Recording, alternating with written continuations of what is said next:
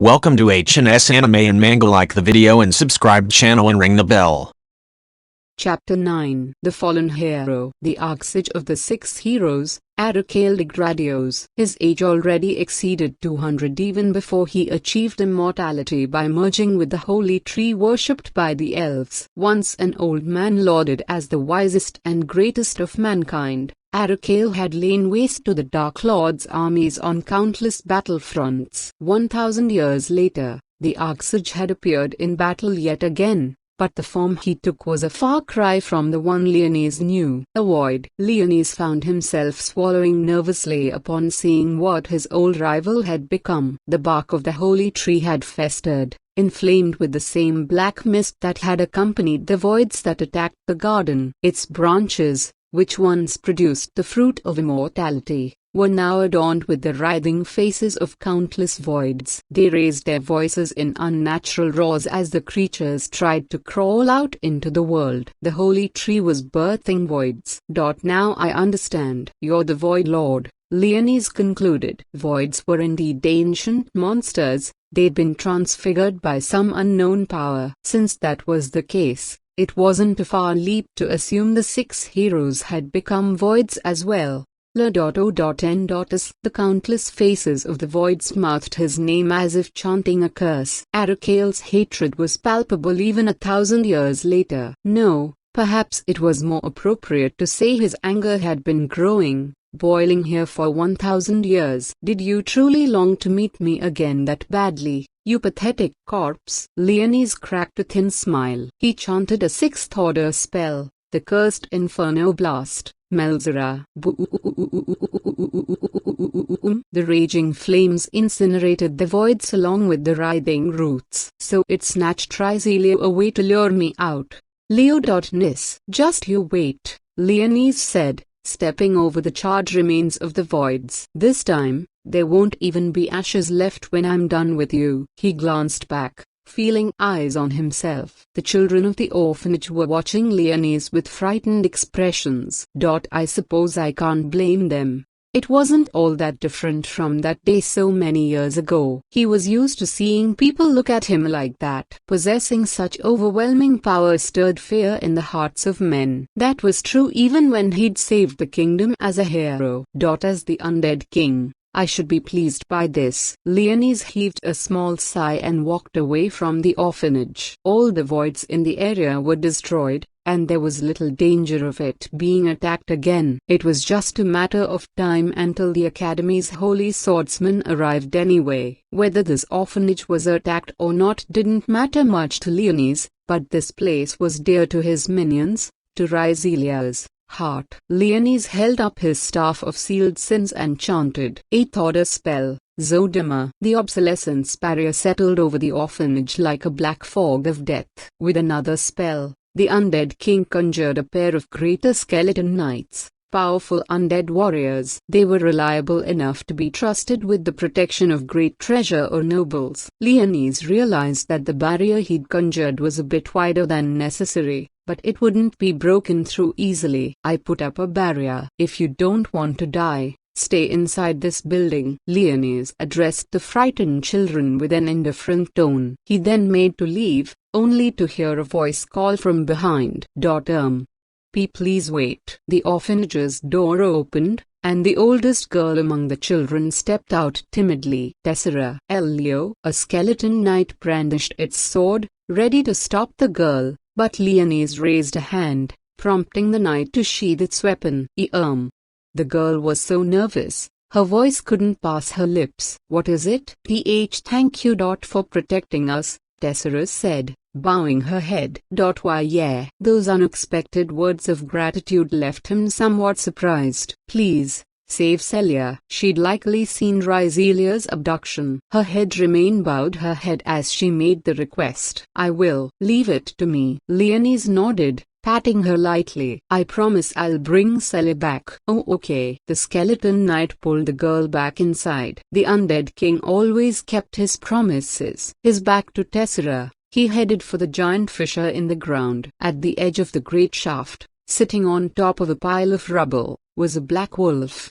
Our old nemesis has returned from the grave, it seems. Blackers, What are you doing here? I've hastened to your side, my friend, slaughtering the creatures in my path. Did you eat them? I would not. They seem disgusting. Blackers shook his head and dropped a large cloth sack at Leonie's feet. What's this? The spoils of war. I gathered them while investigating the city. They are far more delicious. Inside the sack were several skewers lined with grilled meat. You didn't steal these, did you? I'm a member of the royal family of the Realm of Shadows. I would never do such a thing. Blackers scoffed, disappointed. I allowed the humans to stroke my tail, for which they gave me these. I see. He would have preferred Blackers not doing anything to make himself conspicuous. I am hungry, though. Would you share these with me? Leonis may have used one powerful spell too many. Using his dark magic the same way he had back when he was the undead king was problematic in this body. Blackers picked up one of the skewers in his mouth, presenting it to Leonis. The boy quickly scarfed down the grilled meat and threw the skewer into the pit. Rizelia had likely been snatched away to bait Leonis, but the tree might have also been trying to assimilate the massive power of a vampire queen. If that was the case, he had to hurry. Now, then, it's about time you returned my minion. Arksage. Thundering lightning slash. Reikairumaru's blade flashed through the air. Sakuya Sieglin's transcendent, well-honed swordsmanship sent the heads of the Hydra-class void soaring into the air. Her movements struck as swiftly as her weapon's namesake. She bounded along the ground, moving faster and faster. Two-stage moonflower flurry. The robes of her homeland danced in the wind as she once again severed one of the void's heads. Not bad. So you're that young student they say is skilled enough to slay voids. A holy swordess woman wielding a wine-type holy sword fought side by side with Sakuya. She was a vanguard attacker from the 9th platoon that had been dispatched to the same sector. If you keep flapping your tongue in the middle of battle, you'll die, Mom, Sakuya remarked curtly. Yeah, I get it. The other girl didn't seem to take offense and moved to slash at the Hydra class's legs. Its heads are already regenerating. Burn away the severed sections. Elfine had been analyzing the void's classification and relaying the data to all the other platoons using her tablet. Leave that to me. Drag howl. Bang, bang, bang, bang. Regina's holy sword spewed fire. Her attacks, capable of single-handedly defeating an ogre-class void, sent ripples through the air as the Hydra-class void was enveloped in flames. But when the dust and smoke cleared, "And no way," Regina ground her teeth bitterly. The void didn't seem to have taken any damage. Instead, there were tree roots growing out of the neck stumps left behind following Sakuya's attacks.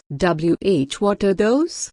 I don't know. There's no match for that kind of specimen in our data. Elfine shook her head. This was different from a regular Hydra class. Spread out. The 9th platoon's acting commander ordered, sensing incoming danger. 3 vanguard attackers finished their combo assault and jumped away. Sakuya refused the command. However, she simply stood in front of the void, staring her enemy down. The roots bursting out of the severed heads of the Hydra class whipped about, destroying the nearby buildings. Sakuya? Elfine raised her voice in a shout. How strange. You monsters become more and more like specters every day. Dodging an attack by a hairbreadth, Sakuya tightened her grip on Reikairumaru. Those tree-like necks moved as if without regard for the void they were attached to. The commander shouted something, but Sakuya didn't hear it. Sakuya had a tendency to be blinded to what was happening around her in the heat of battle. It was why no platoon had sought her out, despite her prowess. But regardless of that, thank goodness. Elfine heaved a sigh of relief knowing Sakuya was still alive. Had her Eye of the Witch had been working at full strength, its overwhelming power would have allowed her to provide cover for all the attackers on the field at once. But the true power of her holy sword remained sealed from her. I'm still too afraid of voids. Elfine hugged herself, as if trying to restrain a shiver running through her limbs. She couldn't conquer the terror she'd felt since that fateful day. Even so, she chose to stay on the battlefield and offer intel to the holy swordsmen fighting on the front lines. That was the greatest contribution she could make right now. Fine. Miss Elfine. Elfine suddenly jolted in surprise as a voice echoed in her mind. Leo, is that you? It was indeed the boy's voice. Good. You can hear me. One of the orbs she had sent to the nearby areas must have served as a relay. Leonie's voice came in clearly. Yes. Are you using Celia's communication device? Leonie's shouldn't have been supplied with one of his own yet. Yes, this is Miss Celia's. An unpleasant feeling slithered through Elfine's thoughts. If the two of them were in the same place, why wasn't Rizelio herself using the device? Miss Celia's been captured by voids. Elfine's fear was right on the money. She was at a loss for words. The voids abducted a human being? Why? But the next thing Leonie said only served to frighten her further. I'm going to rescue her. Miss Elfine, I need you to use your ability to pinpoint her position. You're going to go save her alone? Elfine was shocked by his suggestion. It was too reckless. He may have had the power of a holy sword, but he was only a 10-year-old boy. Yes, just wait for a bit. I'll ask another platoon to help rescue her right now. We won't make it in time if you do that, his cold voice said through the terminal. And besides, you haven't the capacity to spare any capable fighters, do you? That's. Elfine returned her eyes to the battlefield. Sakuya's group was fighting to the best of their ability, but the massive void was proving to be too much for their small numbers. They were struggling. I'll bring her back. Miss Elfine, please tell me where she is. I should stop him. Going on a rescue mission on his own was insane. But there was no guarantee Rizelia would survive until another platoon could come to help her. Leonie's fell into a short, hesitant silence. Miss Elfine, could you use your eye to look at the sector where I'm located?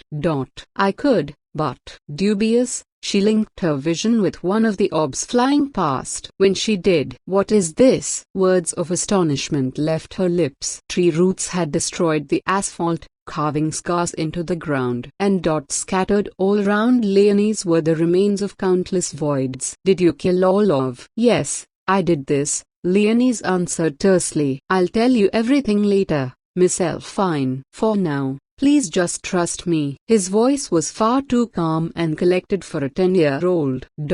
Elfine swallowed a quick breath. All right, I'll try. She nodded. After seeing that much, she had to believe. Cutting off all other information for a moment, she focused on tracking Rizelia's registered information. The reception was weak. The miasma the voids released was likely jamming it. And yet, she's underground.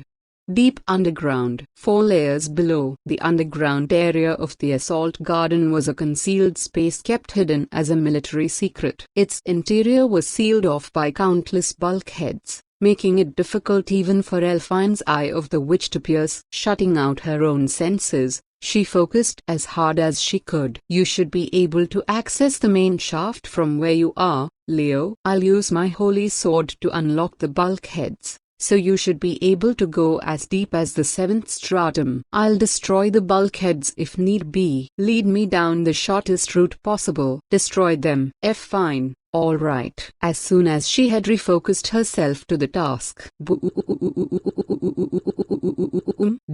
a catastrophic blast reverberated, shaking Elfine's body. Miss Elfine, what's happening? Elfine got to her feet and returned her senses to her immediate surroundings. The Hydra-class void had broken through the vanguards. It rushed forward, the earth trembling beneath its feet with every step. Wait, is it coming this way? Miss Elfine, look out! Regina shouted from the rooftop of a nearby building. Elfine couldn't move, though. The trauma of losing her old squadmates to a void attack had left her frozen, chained where she stood. She cowered, shrinking in place, and squeezed her eyes shut. And then, the air whistled as the void was cleaved in two. One of the heads of the void bearing down on her had been, quite suddenly, removed from its body. Fie-oo. The rest of its heads were lopped off as well. In quick succession, the Hydra-class void sank to the ground before Elfine's eyes. What? Sakuya whispered in surprise, Rekairam are you still gripped in her hands? I don't apostrophe T. No. One of the orbs of Elfine's holy sword then caught a glimpse of a small shadow standing on the rooftop of a nearby building. A girl clad in a maid's uniform retracted whips made of darkness into her hands. Good grief. My undead king certainly has a habit of working his mate to the bone, she whispered in slight displeasure before grumpily munching on a donut. Faga. Leonie's bursting curse shot tore through the bulkhead barriers as he continued his silent descent. He was heading down the massive shaft leading into the depths of the assault gardens underground. His drop was regulated by powerful gravity control magic. I never imagined there'd be such a vast labyrinth beneath the city, Blackers remarked from Leonie's shadow. There are probably tunnels spread out for transporting supplies and manpower. Perhaps they had been dug with the intent of moving holy swordsmen swiftly in case of emergency, but the buried passages were blocked by the roots of the tree. Still, mankind's magical technology has advanced so far, Leonie's marveled as he burned through the roots attempting to devour the intruder. Even the dwarves hadn't achieved a structure this large. Which reminds me, I haven't seen any elves or dwarves at this academy, Leonie's thought. Were they isolated from human society, or perhaps destroyed by the voids? I don't remember them being that weak. The demi-human alliance had made a pact with mankind. The elves of the spirit forest in particular had given Leonie's a hard time back in the day. Keep going that way. The route continues straight ahead. Understood. Following Elfine's instructions through the earring, Leonie's landed on a platform sticking out from the shaft's side. Faga. He destroyed the closed bulkhead barrier and advanced into the dark corridor with his staff in his hands, lighting the way. Keep going. Fighting. City's power source. The static grew worse and worse. Perhaps the Void Lord was at fault for the interference, which must have meant they were getting close. The sound of Leonie's shoes clicking against the floor echoed loudly through the corridor. You sent Shari to help the humans? The Black Wolf asked from within the boy's shadow. Yes, Shari may have been a ditzy maid, but she was a skilled assassin. She was no match for Blackers in terms of sheer combat prowess, but was still capable of toppling a castle all on her own. We're up against one of the 6 heroes. Are you sure not bringing her along was a good idea? The 2 of us will be more than enough, Leonie's answered as if to evade the question. He realized what Blackers was getting at. Of course. Why did he send his right-hand woman, Shari, to protect the humans? His minion Rizelia was another matter, but there was no rational reason he would elect to defend the other members of the 18th platoon. Leonie's cleared his throat, feeling Blackers' suspicious gaze on him. Elfine's holy sword is useful. I can manipulate it to my ends. Besides, Regina Mercedes is my minion's maid. Blackers didn't seem quite convinced, though. This is so irritating. Honestly, Leonie's didn't know the reason, either, but some part of his heart didn't want to lose those girls. I've grown a bit interested in those girls. That is all, Leonie's eventually admitted, slightly discouraged. I see. That reason suits you well. This time, his brother-in-arms seemed satisfied with his answer. Come to think of it, this wasn't the first time something like this had happened. He'd given Shari a place by his side on a similar sort of whim, even after she'd come to assassinate him. You've always been too kind when it comes to your minions, but perhaps this body is making you soft, more human-like. Impossible. Leonie's shook his head bitterly. Faga. He destroyed another bulkhead in his path. The open passage was infested with writhing tree roots. The miasma filling the air of the tunnel was suffocating. Our time for idle talk is at an end, Blackers. It should be straight ahead now. Yes. Communication with Elfine had gone completely silent now. The roots swelled, giving birth to small, animal-like voids. Frenemies. Leonie's used the third-order spell Swift Flame Wave to mercilessly mow down the newly birthed creatures as he rushed to the corridor. Any grand destruction spell that was above the 8th order would likely blow his foes away, but casting such a spell in a closed space like this would bury Leonie's alive. Continuing his advance, the boy eventually came upon a ruined bulkhead. Behind it lay an enormous opening. Bright, green-tinged light illuminated the space. "What's that?" Leonis furrowed his brow the moment he stepped inside. The source of the light was a massive chunk of mana crystal. Coiled around it were the many roots of the holy tree. It was enormous, such that even the portion not enveloped in roots was roughly 15 meters in diameter. "I see. So this is the city's power source," Blackers said. "Mana crystals were grown by spirits and ancient gods and, during the era of the Dark Lord's War, served to power the crag castle of Disolve, the Lord of Rage. Nothing but a mana crystal could have powered such a large city. Except I didn't think one this large could form naturally. You don't think this could be man-made, do you?" Leonis whispered. The two suddenly found themselves interrupted as the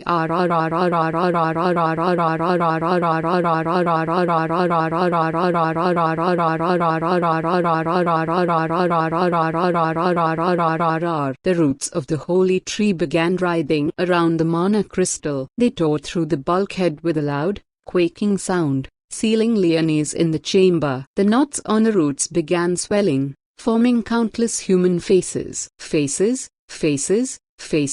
hundreds of them, all resembling wood carvings. Each was an identical visage, the archsage of the 6 heroes, Aracale de Gradios. "You've fallen quite far, my old nemesis," Leonis observed, tapping the handle of his staff against the ground. "A hero of mankind once lauded as his race's greatest sage is now naught but a seedbed of monsters." The holy tree's surface was coated with that same black mist. From its body, the tree birthed voids of different shapes and sizes. They were the fiends the archsage had consumed in the war 1,000 years ago. And within the tree was Rizelia, trapped. "Now then, Aracale, I'll be taking my minion back." With indomitable confidence, Leonis smirked and began chanting his spell.